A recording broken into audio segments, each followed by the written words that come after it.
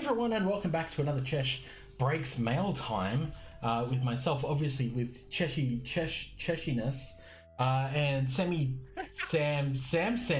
who's drinking wine. Sam, how you doing? I'm drinking wine. I'm good. I played a little bit of basketball yesterday, and I feel like I broke the seal. I'm less creaky and shot some jump shots. It was really nice. You broke the really seal. lovely, I don't think that's the comment you would go, the phrase you were going for with basketball. No, but sure. no, it's not like I was taking the first league on a night out when we're on a drink. You know, yeah, exactly. But no, it was good. I got to actually play a game of basketball with people safely and everything, so it was good. It was nice. And then James Harden got traded. That was a weird day.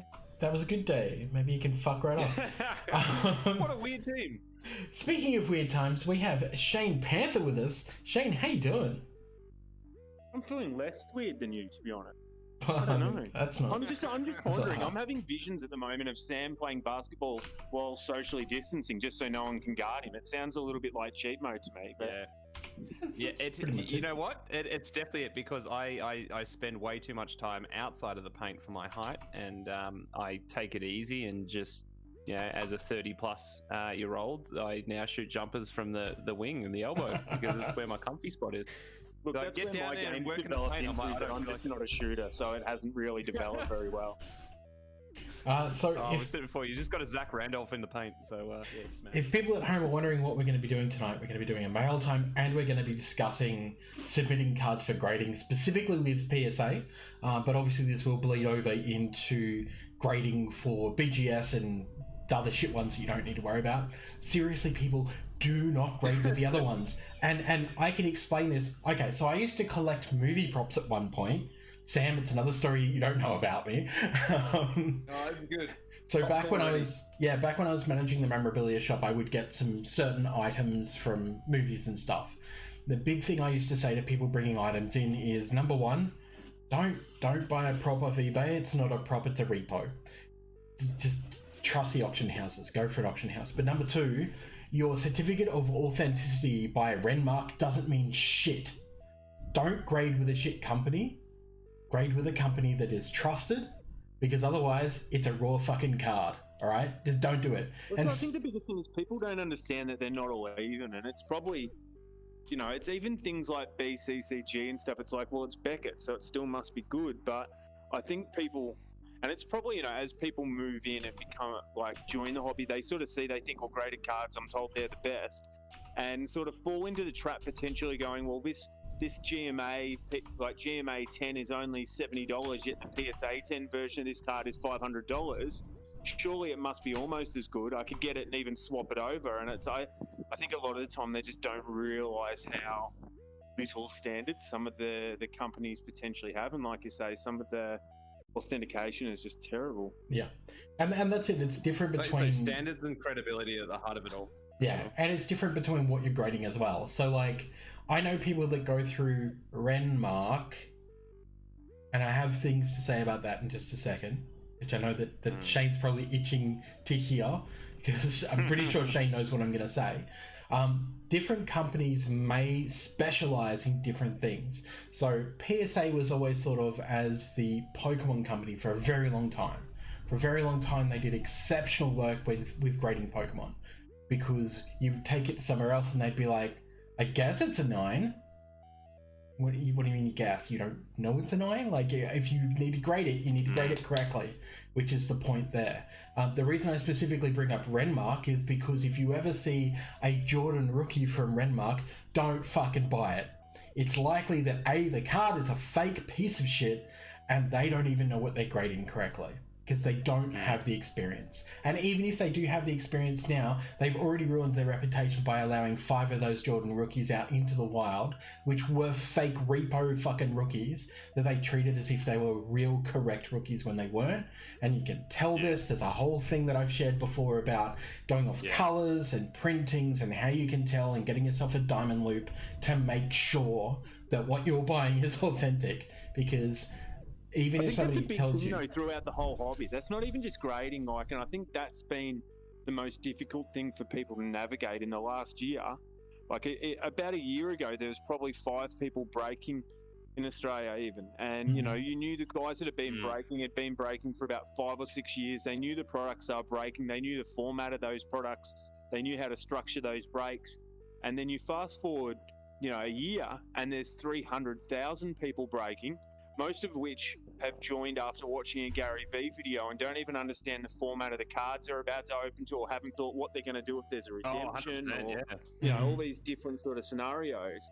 And I think it's, you know, grading's no different, where it's just there's that many choice for people now, and it's important that people probably do some form of homework on the credibility, like you say, of, you know, whether it be your grading company, your breaker, you know, even just a seller on eBay or on Facebook. And also and this brings me to a point of flipping, and not straight away flipping, not cold flipping, but like if you're investment flipping, if you're buying a piece for your collection, but you know you're not going to keep that piece forever, research the grading company that it's going through and have a look at the differences between, let's say, Beckett and PSA when it comes to that particular card or that set, because that's a really particular thing that you have to do your homework on that you don't think about, right? You might have like a Magic Johnson, 86 Fleer, I'm going off the top of my head, that should be worth like a couple of grand because it's a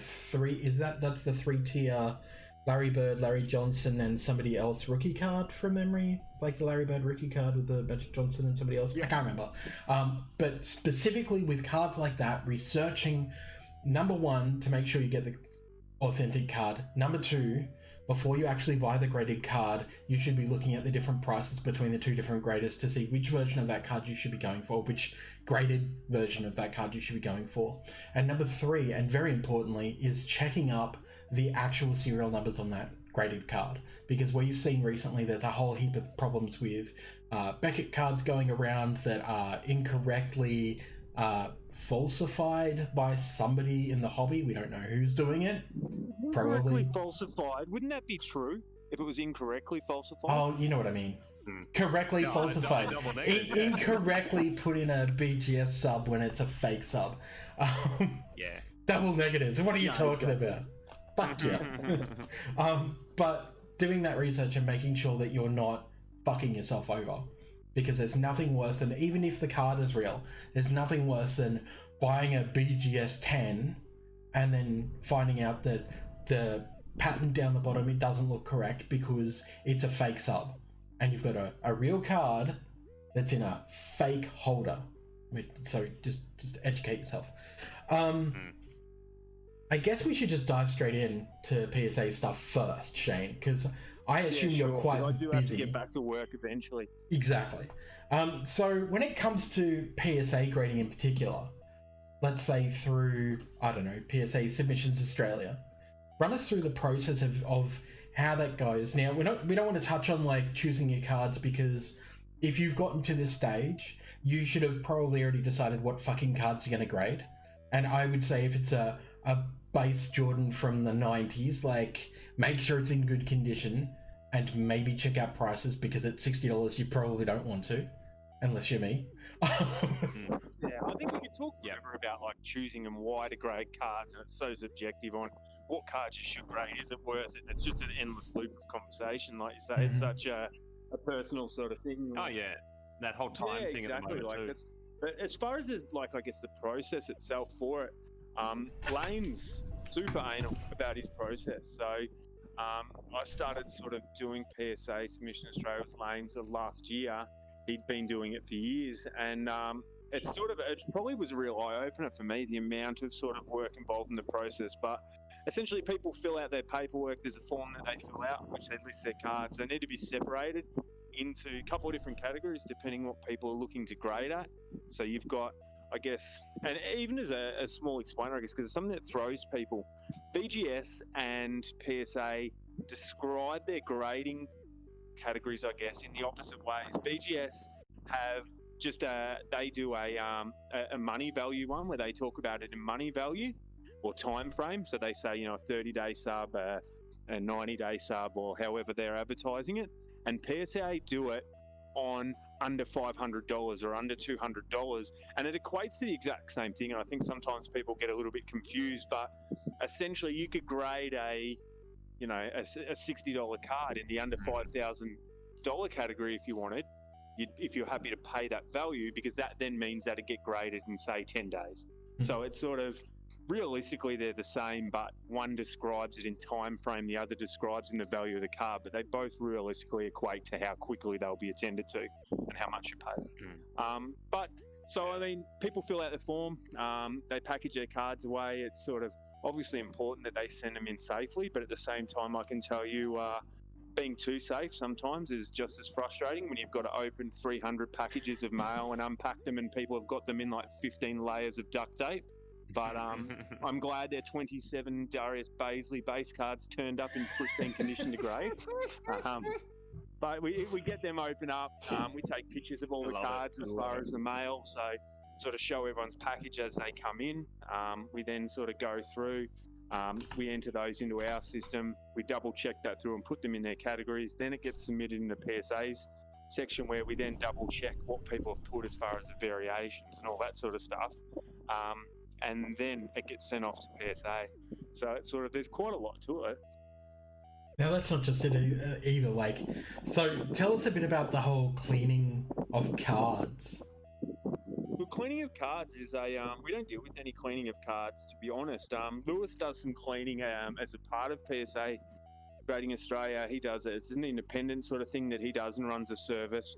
I'm a bit of a firm believer of sort of the cleaning card side of things is really overrated, in my opinion. Like, unless people are mopping up Subway and stuff with their cards, I don't understand why you would need car scratch remover and beeswax to be rubbed over your card to look nice. Like, so it sort of rings alarm bells to me on what people are doing with these cards, that they would need that. And I see the pictures of, people say to me, "Oh, but no, man, my card looks so good when this dude cleaned it." It's like, yeah, but any card wiped down with a glasses cleaner or really dry alcohol wipe, and then put underneath a really bright LED light, will look shiny, will look nice.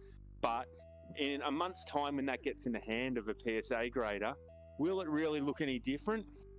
I don't know. And then it does also border on the fact there's so much talk, and a few bulk submissions have been closed down for card altering, which related to foreign substances on cards. So people are cracking down about this sort of stuff being put on them. I can understand giving it a bit of a wipe and maybe the tiniest little bit of wax to make it look shiny if it was going to sit in a one touch in your collection. But if you're using 13 layers of car scratch remover and all these different sort of mad scientist sort of concoctions that they're making to try to get rid of scratches, then you've probably got bigger problems. Yeah, I think it's probably not really. It's getting away from the reason we want to grade the cards. And anyway, I understand that's always going to happen when there's so much money involved there. Exactly. Yeah, I think it's definitely an overrated thing with the card cleaning. I mean, as long as the cards are nice. I have a video on YouTube somewhere, which has had a fair few watches over time, but I just sort of went through my process of cleaning cards, which is essentially sort of just wiping them down with, the glasses wipes. You can get them from Coles or Woolies, like a microfiber wipe, basically. Sort of a couple of hundred. Using them, just putting it down on a flat surface, giving it a nice firm wipe and circular motion with those, just to clear anything on that could be on there. Cards do build up a little bit of residue on them, and depending on the environments they've been kept in, might be a little bit foggy and whatnot. But above cleaning all that sort of stuff, I don't really think. Yeah. As a fixing collector, any problems. It shouldn't be. Because what's next? If we say, "Oh, well, I just got a little scratch off it," what's next? I also coloured in a little corner, and where does it end? Like, it's the 90s all over again. Yeah. Cool. People are always going to try to beat the system, aren't they? Yeah. Exactly. I was going to say, Chesh, you get into like some magic and colouring in some borders, some white borders becoming black borders. That's not good at all. Exactly. It's one of those things. So I remember back in the day coming across a Black Lotus where somebody had coloured in the corners on the Black Lotus because they were fucked. And I was just like, did you really think that anyone wouldn't notice this? And they were like, "Oh, I got it like that." I'm like, I don't care if you got it like that. You're trying to sell it as if I didn't have that. Like, you're the one being dishonest regardless. You might have been screwed, but now you're trying to screw somebody else because you got screwed? Come on. That's not cool. That's the thing. And that's going to happen, I guess, when there's so much money now at stake. But it's an unfortunate part of a thriving hobby, I guess. Yeah, exactly. Yeah, Yeah, exactly. I was going to make the analogy before that with people coming into the hobby so rapidly and at such an unprecedented pace. It's that whole. It feels like everyone's showed up to the new place and in the lobby, and no one really knows where to go just yet or whatever. And we're trying to figure all that out and onboard a lot of people at once, kind of thing. So it's a lot of things. There's a lot of weird stuff happening, and we talk about of course. In this mail time is always some nice unpacking some great mail fails. There's that. There's it's trying to pick up all that information and like you say, some people it's not the instinct to do a little bit of homework first, but it's you see some great results. The biggest takeaway for me, that I wish sort of people would probably understand more, is just that despite the hobby becoming so much more popular in the last year, it's obviously been sort of in a pretty good state for a few years now. And I mean, pretty much any little scam people try to pull or, any little trick that can be done has probably been done 1,000 times before. So I think, as a lot of these new people come in and think, hang on, I see how I could take advantage of this system. Like, these tricks have all been done before. And if people sort of spend, like you say, a little bit more time maybe researching things, maybe it wouldn't happen. And it's sort of, sometimes it feels like, I want to sort of say it without victim shaming, I guess, but I've bought and sold thousands and thousands of cards, some really high value, some really low value, but I've never been the victim of a scammer. I've never had a lot of these problems, and I don't know if I'm just extremely lucky or just because I'm not a fucking idiot, and if something seems too good to be true, it probably is too good to be true, and sort of always hooked into things a little bit and stuff. So I think people probably need to be a little bit more cautious and just look into some of it. Definitely. All right. How much longer can we steal you for, Shane? Oh, a couple of minutes, enough time for me to plug Moneyball Series 3, I guess. Hell yeah. Beating Ben to the smash. Oh, it's funny you mentioned that, Chesh, actually. Go ahead, plug away. Well, it's pretty exciting because we're only a few weeks off getting it finished, which has been good. That'll mean sort of 3 releases in the space of 6 months, or not quite 6 months, 5 months, which, for the repack sort of thing, there's a whole lot of repacks around now, obviously, and it probably fits perfectly into our talk of being cautious and sort of, anything that grows, and it's obviously become the new thing to do a repack, but I guess what we wanted to make sure we're doing was creating something that was pretty sustainable. So rather than bundle up, 150 of our cards that we couldn't sell in groups and no one wanted it, and putting 3 chase cards in there and then being able to sell all our shitty cards off at an overinflated price to move it, we wanted to sort of individually, I guess, pick and buy each card for each release and make it something that we could continue to do. So rather than being a bit one and done, we've been able to do, as I said, this will be the 3rd in 4 months, 5 months, which has been a bit of a huge effort, but that's probably due to Ben's hard work. Ben does most of the heavy lifting on that side of things. Mm-hmm. But it's exciting. I think with the way product is, there's a lot of room for repacks at the moment if people are sort of going to spend the time to do them properly rather than try to shortcut it and just cash in and make money. Yeah, exactly.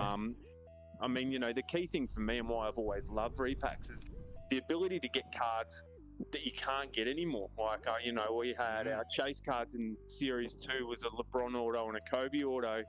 And you can't, there's just no way you can buy boxes, upper deck boxes at a reasonable price to be able to even open up and potentially hit one of them.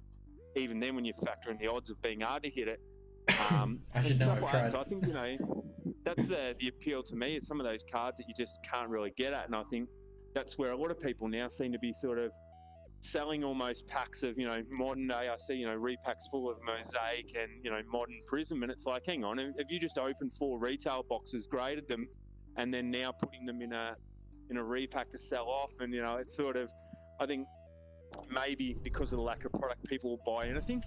But I think, for a good repack, it gives you sort of access to some of those bigger cards and some of those cards that aren't necessarily bigger, but just cards that you probably couldn't get anywhere else. There's a really big market for it if people want to do it properly. Exactly. How much is Moneyball? And just... Oh, that's a hard one because we don't sell directly. We did a few on the website. We don't sell directly to people. We sell to breakers, and then we obviously let the breakers decide their price.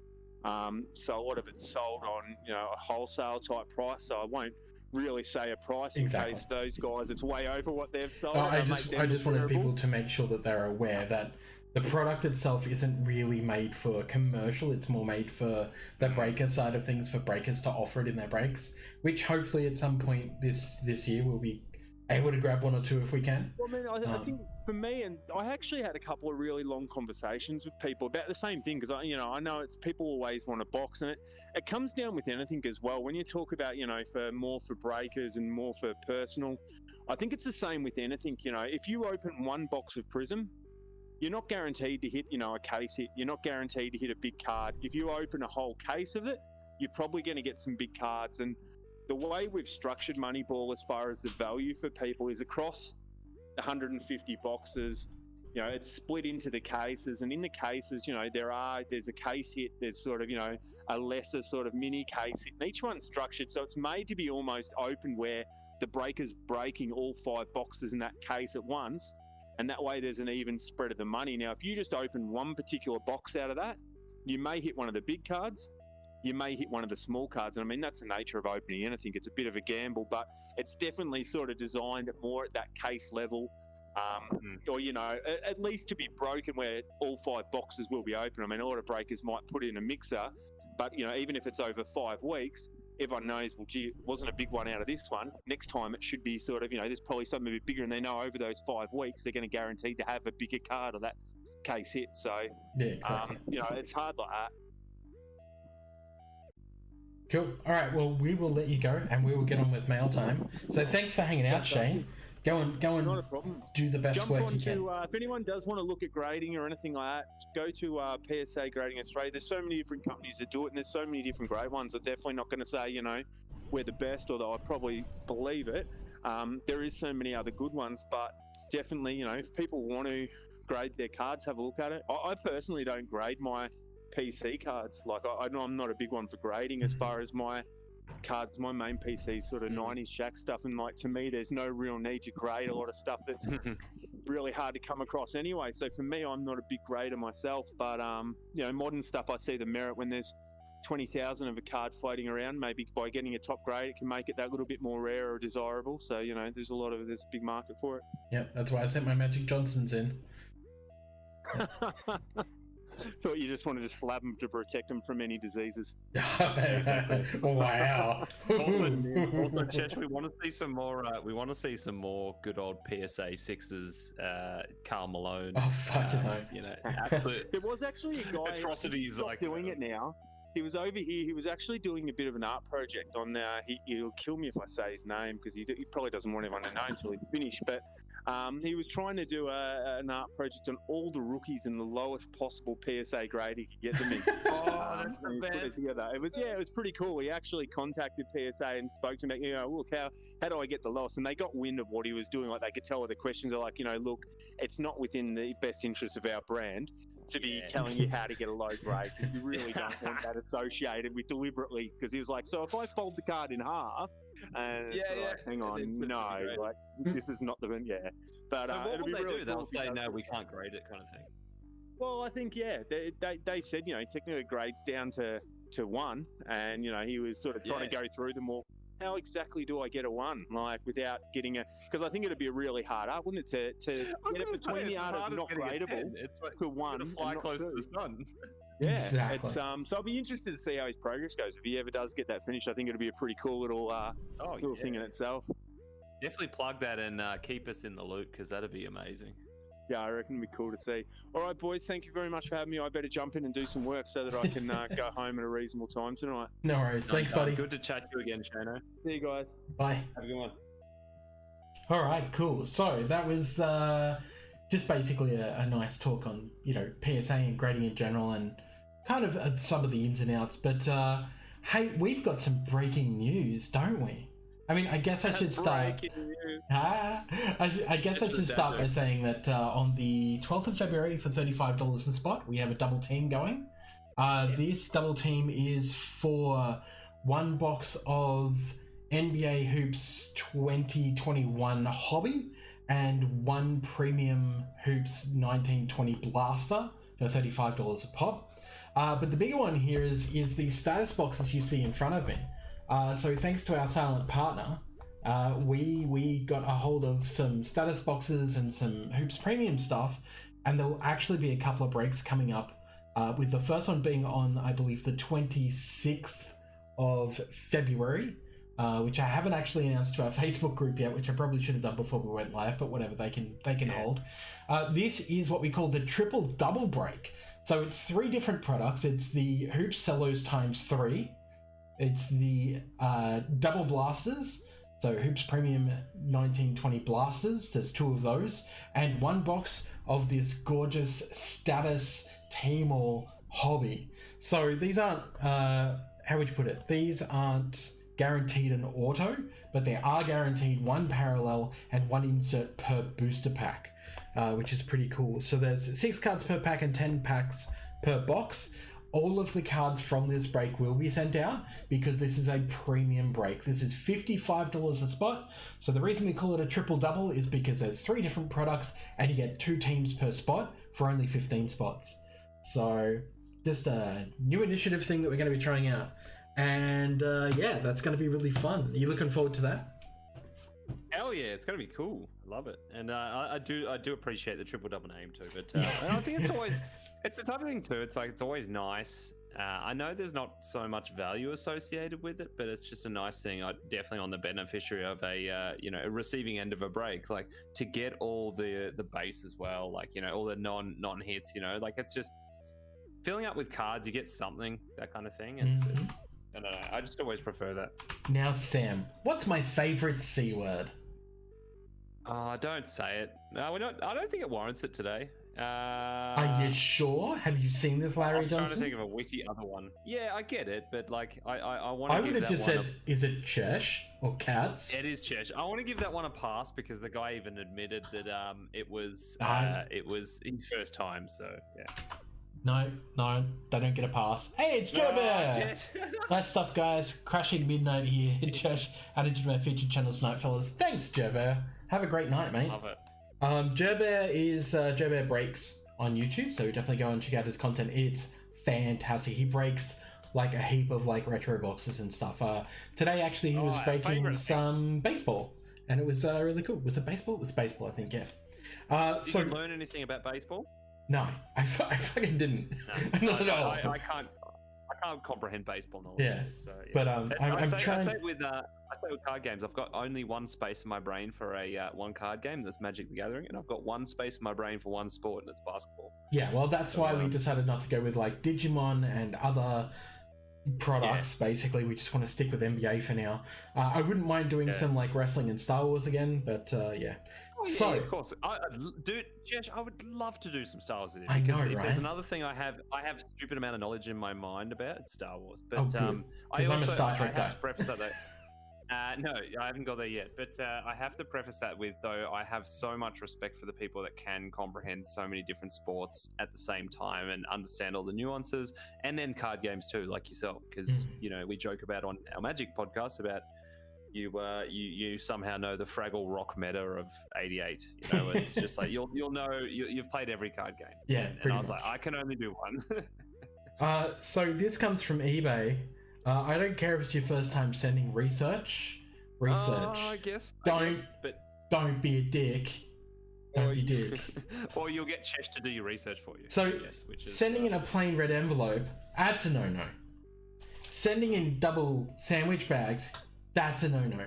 Sending a raw card. Look at that fucking bend. I'm trying not to say the word for you, but I tell you what, I really want to say it. I really want to say it. Sending a raw card with no sleeve and no fucking top loader. What is this trash? Yeah. So yeah, I'm getting a refund. It's fair enough. Very angry. Very angry.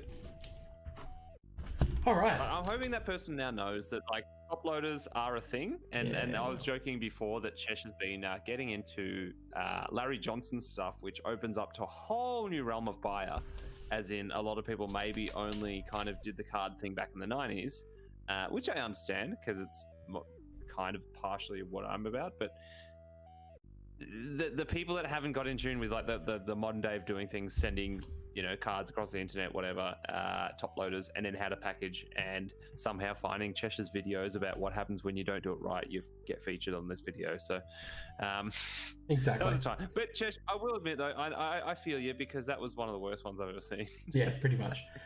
So the first piece of mail was from a break. I went into a premium $90 break, and all I got was these two shitty cards. Ignis and RJ Barrett. Yeah. Yep. What's the set again? It's Chronicles. Yeah. Chronicles and Mosaic. You got the Knicks. Well, there's your first problem. You got the Knicks. So, Exactly. One of our lovely viewers actually sent me a little package. This is from, I'm pretty sure this is from the same person. This is from Melbourne Cardboard on Instagram. They rock. Yeah. You were going to love this. Because I got my hoops thing last week or whatever. Is it what? A Derek Harper? Is it Derek Harper? Crash the game. Who's the player? This is the I don't know. This is a full set. The only ones that matter are Grant Hill and Jason Kidd. But this is the full set of Crash the Game. Oh, that's odd. Which is just amazing. He was like, yeah, some of them are a little bit banged up, but I thought you'd like appreciate it for mail time. I'm like, absolutely. Yeah, cool. Because these were from Redemption only. You had to literally crash the game. It's one of those things. So we have Tony Dumas, Brian Grant. That's his name. Yep, Grant Hill. We've got Juwan Howard, Jason Kidd, Daniel Marshall, Eric Montrezl. Montrose. Thanks. Eddie Jones. We're doing some Montrose Harold. Yeah, sorry. Eddie Jones, the Kobe before Kobe on the Lakers. Yeah. Lamond Murray, Charlie Ward, I remember that name. Khalid Reeves, Glenn Robinson, Jalen Rose, Dickie Simpkins, and Sharon Wright. So yeah, you crashed the game, which are just very second cool. One, Chesh. Can I have a look at the second one, the Brian Grant one? The Brian Grant. Is that one? when he had his dread? When he had his dreads, or before that? Grant. Don't know. Before dreads. I always had a soft spot for Brian Grant. He played with the Heat in the 2000s, and it's just a really cool player. So nice. So speaking of Melbourne Cardboard. Oh, yeah. All right. Is that a Supreme Court? I think it is. 93, 94, baby. All right. So let me just make sure that they're all in their own. Because these ones were those ones? Yes. Okay, great. All right, cool. So our first LJ. It's not Supreme Court. It's Executive Board. Executive Board, yes. So I already have a couple of these, so that's fine. Saying, I think I gave you one. Yeah. I've got a ton of them. Oh, this one, yes. Always great. Always great. Yep. EUD Special Edition.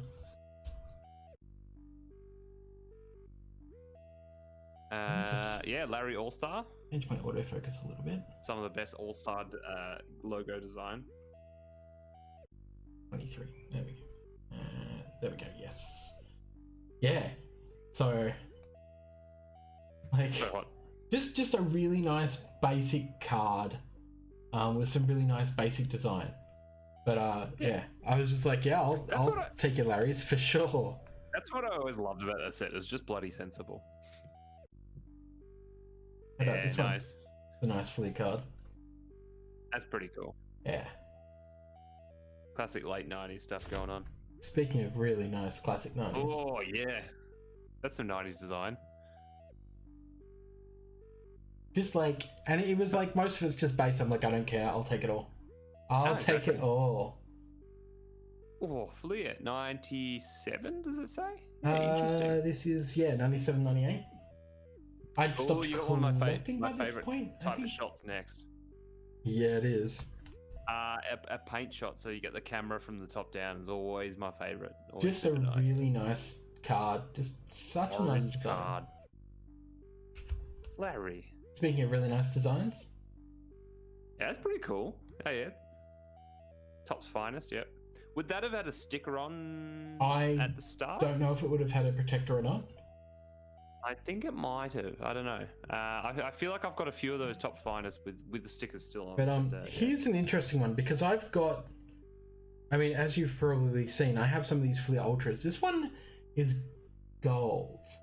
And I don't know if it's supposed to be, because the ones I've seen have all had a silver background, like a holographic silver, but this one's gold. It's just fucking lovely. It's just lovely. It's so cool.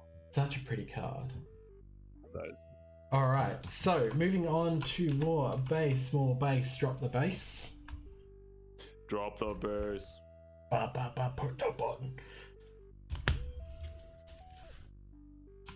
Switch back to camera view so I can see what's going on properly. Oh, top's gold. Nice. Yeah. There we go. I didn't like this set the most because it was like it felt very bog standard at the time. It was extremely bog standard at the time. Like, and same with the year before, I believe. Just because the design wasn't great. Like they're very basic cards, and they were in like those value packs and shit. They were pretty terrible. But, and I have a whole shoebox of them, and it's like there's just so many. Parallel USA. Nice. So it's got the parallel stamp, and then the gold sig one. Look at that face. And then we have another gold stamp, which is funny the amount of times I've seen him on cards looking like that, like having that look of like blocking somebody out and looking upwards at something. There was another emotion card in there, so I was like, I'll take it. Like my one that I've got in my collection is probably a bit ratty, and this one looks a lot better. So if I can upgrade, I will. 3D hologram. Nice. Oh, my favorite. As we said, was it last week that who were we talking to about having the glasses? Because I still have a set of them. Steve Stafford. And they're hilarious. The glasses are not in good shape, as you can imagine. But this one's. There's one. Jesh, imagine trying to get the glasses graded. Yeah, imagine that. Somebody must be able to. It won't pick up on the hologram here, but there's a hologram of some white guy. I don't know. Whatever. Yeah. Also, look at his biceps. Far out. That. That's the guy there. He was. It's like one of my favorite. It's like one of my favorite kind of. Sounds really weird. Let's talk some anatomy for a second. But like archetype, I guess you call, or body type of a player, like a short power forward that's strong. But yeah, this one's a little bit chewed up, but it's nice. Yeah. Definitely Zion, of course, but behind the glass. Oh, that's nice. That's very cool. So it's weird because I always thought Scotty just chimed in and said, "Ooh, I have that." I always thought that behind the glass was an insert, but it's got a normal number and it's a bit chewed. But I'll probably get another one. Normal number, or is it a C? It just looked like a normal number to me. Look again. Oh, it's 68. Yeah, you're right. Yeah. You're right. I don't know. Maybe it's just a subset. But this was pretty cool. Yeah, it's weird because it says Thunder, and I just like the team that was going to join the league later. I don't know. Now, that font in particular is such a beacon of the late 90s, early 2000s. Mm-hmm. So you see that on like a Charmed DVD box set, or like a Buffy the Vampire Slayer, dude. Buffy the fucking Vampire Slayer. It's totally Buffy. Like that font is like you'd never see it outside of that, and I don't think it can become fashionable again. Whoa. Flare metal. That's a I think hot it is. Yeah, this is flare metal. Yeah. That's some foiling. Far out. How's your what is it? Checker plate, just full on iron. But that's a hardcore card, man. Hardcore foil. I thought that was really cool. Then we have, I think these came from Jay Fullis. No, this is from one of the guys on Instagram. Damn it. Okay, well this is from Instagram. If you don't put your logo on, I don't remember to call you out. But thank you very much for this. Hey, past and present Larry. Nice. I love that set. You've heard me talk about that set. I have. And ridiculously, because the person thought they had more Larrys and couldn't find them, they also chucked in this. What? Yeah. Is that a Shane Larkin? Spectre of Shane Larkin. Rookie patch auto. Yeah, rookie patch auto. RPA too. I was like, I know it's not worth anything, but it's cute. Shane Larkin was a cool player. He was. He did some things. Played for the Knicks. Maybe that was his downfall, but yeah. I was going to say, you'll tell me as a Carson fan, but it's hard to make it as a 5'10" point guard. So it really is. It really is. Yeah. It's hard.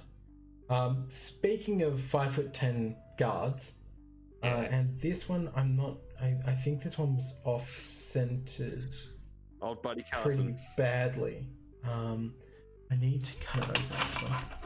1 second. Why are you doing that? As I said on our little magic thing we do, I talked about getting, thanks to a friend we know in the biz, we'll say, I gladly acquired a copy of NBA 2K21, and thanks to a very great friend of ours in the Magic community. But so I started playing that, and I wasn't going to, because I was still happily playing 2K20. And I'm doing what I always do, which is make the Sonics as an expansion team and just have fun.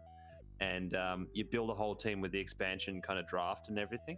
But you'll be happy to hear this time, I've done it on 2K21, Chesh. And one of the first things I did was like, well, look, guess who I can trade for very easily? Carson at the end of the bench. And so I made Carson a Supersonic.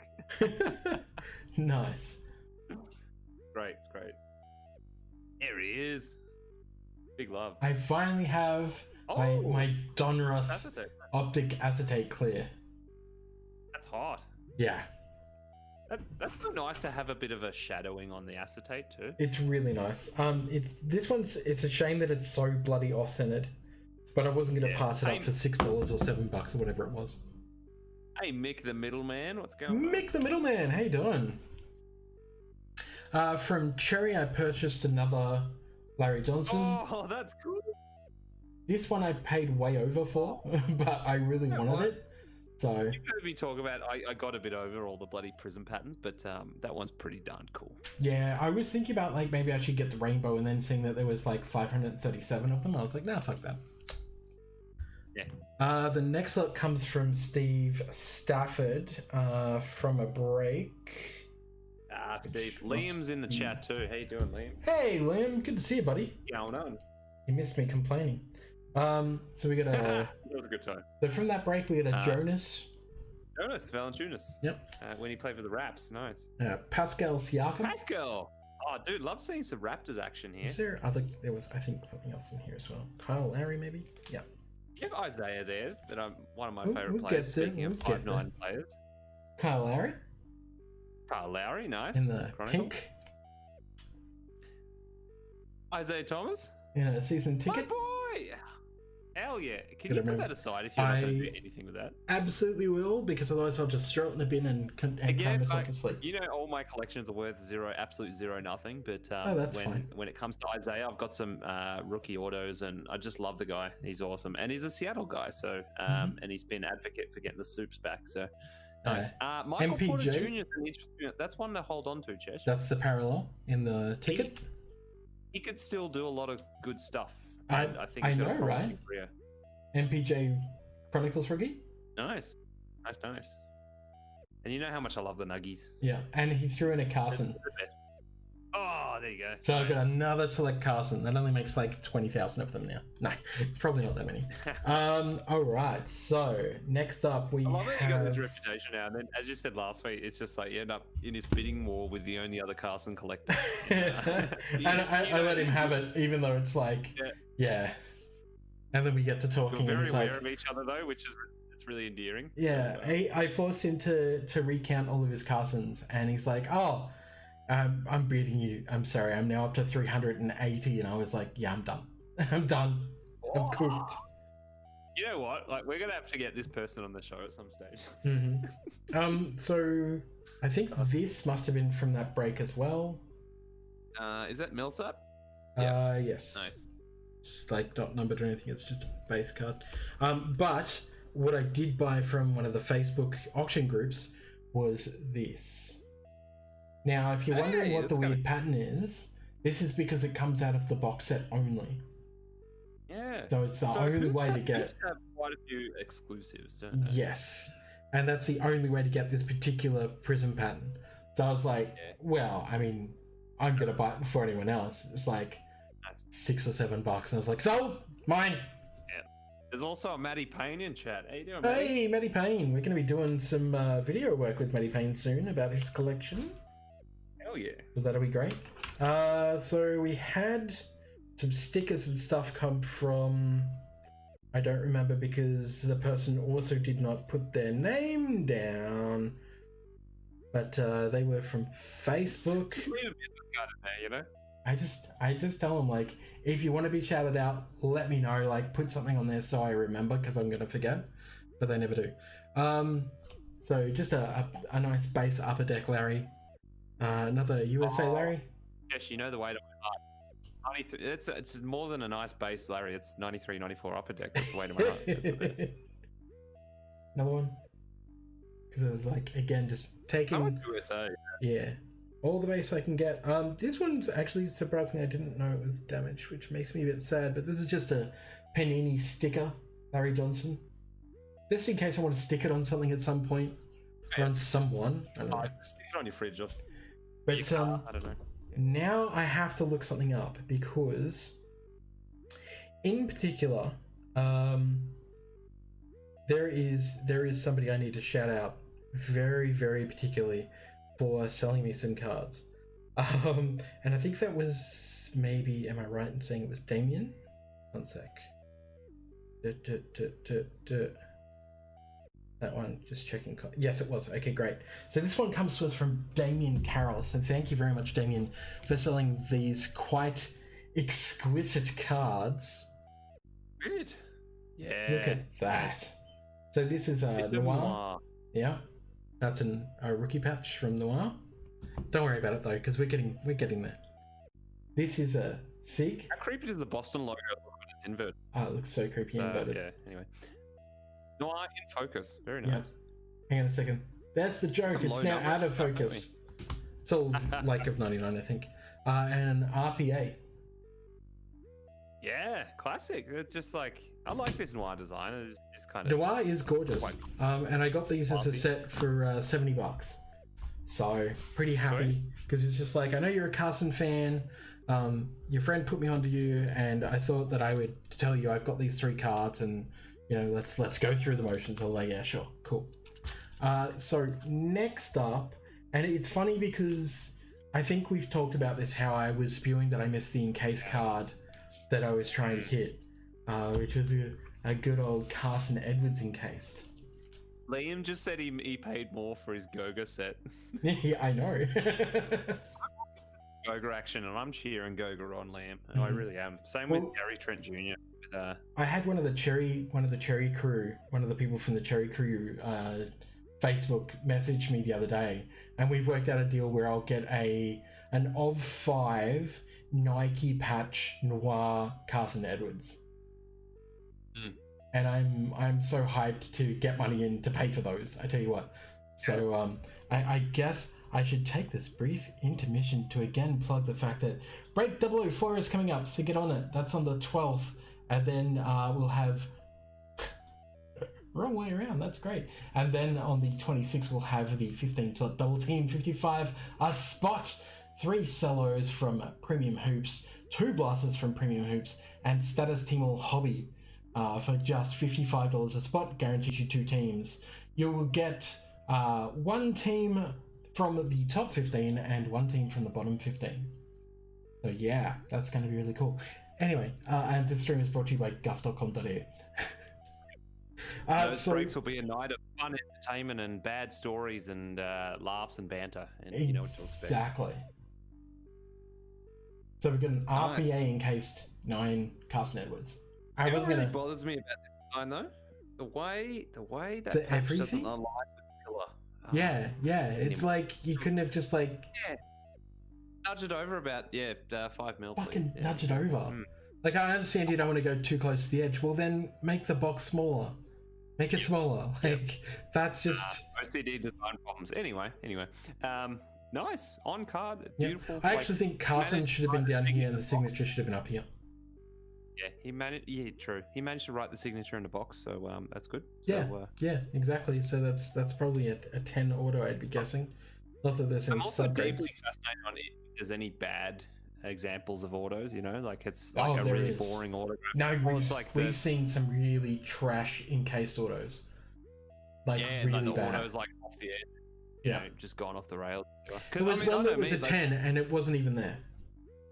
Yeah, I love it. The cars. Because it's like you go sign something official, like whether it's your license documentation or something, or your passport thing. They're like, oh, do your signature in this little box, and you're like, you know, I can't contain my signature in that box, and it's gone right off the rails. Like it's off the edge of the page. Like, so I don't know how NBA players do it to such like relative precision, but I'm sure there's some shockers for sure. Oh, there's definitely some shockers. My favorite's Bol. Check that out when you get a chance. Exactly. So yeah, one of the things that I'm kind of excited for is the fact that when we bring the cellos over from the US, I can bring some of the cards that are also sitting in my SMZ account. So there'll be another Carson Edwards 1-on-1. There'll be that Larry Johnson orange refractor. The error card is going to be coming across. It shouldn't have been included in the set and was. Oh, I love that one. So pretty. And also I may or may not have won a couple of other options for Carson Edwards. Maybe got myself some really pretty things. As well as, you know what, it's funny because I didn't actually have, where is it? This one here. You said in your video on Instagram, it's like you shouldn't be paying, you know, spending so much money on Carson's when you should be investing in other things. But I mean, he's hoping you're almost at the end of how many Carsons you could possibly own. I mean, there's a lot out there. I could still buy more, but I'd like to think that's true. But like the reality is that if anyone's trying to collect everything of anything, it's like almost impossible. Well, there's a heap of one-on-ones that I'll never buy. So Cold King's Expressionist Ink, I actually got pretty cheap. It was about $7 with shipping, America. Nice. The Panini 1-on-1 rookie card auto. There's an Immaculate Carson Edwards, so it's just an Immaculate patch, which is great. There's 2 NT patches that are coming from here in Australia. One of them I think is to 25 and the other one's to 99. And you gotta see it to believe it. And let me see if I can pull it up. I won a $30 lot of Carson Edwards. There you go. And I'm gonna tell you right now that it contains, let's see, orange prism patch, green prism Carson Edwards, signature prism Carson Edwards, Expressionist ink, which I picked up from America as well, so I've got another one coming. It has 3 Revolution rookies. One of them looks like an Astro potentially, but I didn't even check. It has 2 certified, one of them being the Parallel Red. It has an Origins Edwards that's the red background.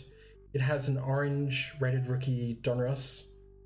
It has some Contender stuff that we don't care about, and a Crown Royal that I just basically haven't bought into, as well as a Crown Royal, I think it's a bronze. It's supposed to be a bronze. That one there. Just pretty. I think you did bloody well with that one. Yeah, I got that for $30 including a SIG, so I was like, well, I mean, you know, if Castle blows up, like that in itself is, you know, gonna be worth its weight in gold. So 100%. Yeah. But just really cool for the collection itself. The collection is just booming. And another graded card for my collection is fantastic. So it's gonna be nice to just chuck that up there and just go like, well, now I have a 9 graded. I did see an 8, but somebody wanted $40 for it. I was like, I'm not paying $40 for an 8. Like $50 for a 9 I'll pay, but $40 for an 8 I won't. Like $30 for an 8 I probably would, because it's only $30. But yeah, got to draw the line somewhere. So there's a. But I tell you what, it's a real struggle because I just want to open the status so badly. So I can't wait until we break those and have a look at them, because the cards are. It's sort of like Revolution. It's that like really flair, like out there product that's just such a pretty product. But yeah, So that is mail time. That's it. Have you got anything you want to add, Sam? Yeah. No, not particularly. It's just been fun to be along for the ride again, and yeah, it's a good, fun, nice, ripe mail time. A lot of stuff in there. So yeah. Mostly ripe because of this asshole. You're an asshole. Yeah, it's a good one. I'll remember to send it back to him in the now massacred sandwich bags that he sent. Because I was going to say, is that part of the transaction? You do send it back? Yeah, to get a refund, I have to send it back. So that's hilarious. So yeah, you gotta you don't put it in a top loader because the damage is done. Let it. Oh, I'm not going to put it in the top loader. No, like you're not getting a top loader for me for free, buddy. Yep. No, I'm just literally going to like. Just chuck it back in. You get it back the way it came to me. You know, I'll even be the asshole who puts it back in this shitty red envelope that was stapled, by the way. Yeah, exactly. There we go. Nice. And you can have it back. But yeah, I mean, as I was saying, like it doesn't matter if you're new to this. Like, it's not a learning curve of like, oh, I fucked up and sent you something that's trash. It's like, no, you particularly did not do your research on like protecting cards. You've got no idea. Like, you would have seen enough on eBay when you were looking at prices to go, oh, I wonder what that card is in, because it seems to be in some sort of plastic. You didn't even bother with sleeves. Didn't bother with the top loader, you just chucked it in some sandwich bags and a piece of paper and went, no, that's good enough. And it's not. So, the worst thing for me is that I have to waste $2.20 to get my $11 back. Yeah. So I'm out money. The best thing you could do to hope is put just a nice, clean, concise video, as we've said, just conveniently on the YouTube's ready for everyone to see, just to go, this is how you package a card. And if you don't do it right, you'll end up on this show. And yeah, next thing you know, you're going to get lots of video, lots of mail of just as bad and as close to that. I'm surprised I haven't already had just like random people just sending me fucking, you know, just sending me like shit mail just to get a reaction. Like, hey, I found this really cool card. Yeah, I found this really cool card. I thought you'd like, you know, snipped in half and like it's been sneezed on or something. Yeah, just dragged across the basketball court. It's great. Yeah, exactly. That's what we used to always do with our cards, right? Be it Pokemon cards or basketball cards. Exactly. I don't know how we put them through that much like duress. Oh, I have no idea. It's actually like, it's weird when you look at your old cards when you're a kid. You're like, wow, what was I doing? that was brutal. Exactly. Liam says it's so fucked people post like that, but I do love watching your reaction videos, mate. Exactly. Everyone loves them. Yeah, like I'm good with it. Like I'm not good with receiving a card like that in the appalling state it was, or the asshole last week who thought he would try and threaten me by saying that he'd come over and sort me out. Like, jeez, really, dude, really? Yeah, and you're a fucking adult. Oh, exactly. But yeah, well, like you know what? Like that's a big life lesson I've learned over the last however many years. Is like, if there's people that don't grow up and more than you want to, you know, admit, but they probably even get worse. Like, so yeah, the way people are at school, they'll probably be that way their whole life, you know. Exactly. Cool. Yeah, I think that's pretty much it. Liam's asking, how did that end up? What was the outcome? Did you get a visit during the week? Oh, no visit or anything, no. He didn't even put his, like, name and address on the back of the envelope, so I couldn't even figure out where he was from.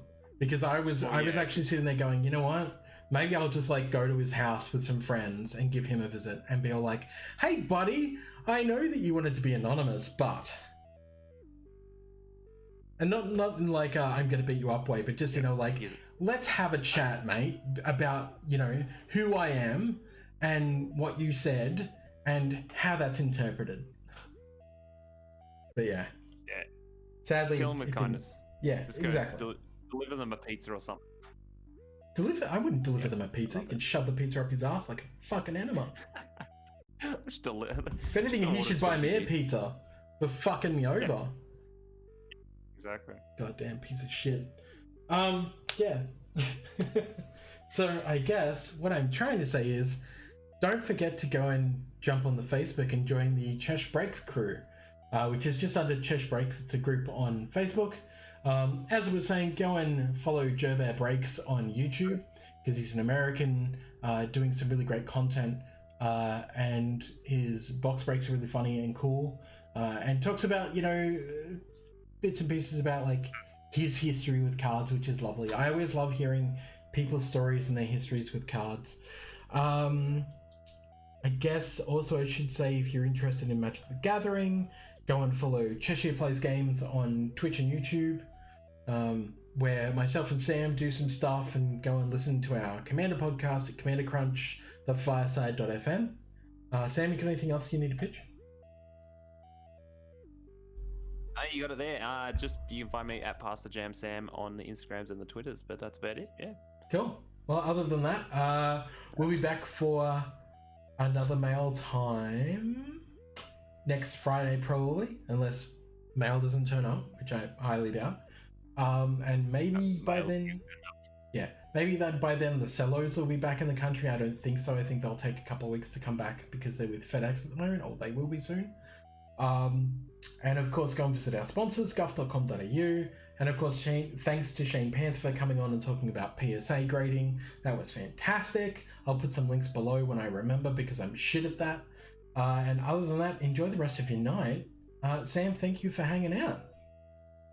Thanks for showing us your always great mail times, Chesh. That was awesome. Oh, dude, so much greatness. I'm so hyped to get more Carson Edwards. You don't know. Of course. I'm hyped for your break too. It's going to be a good, and I think starting this year off with some exciting stuff, which is good. That break, yes. Yeah. All right, everyone. We'll catch you later. Bye. Take care.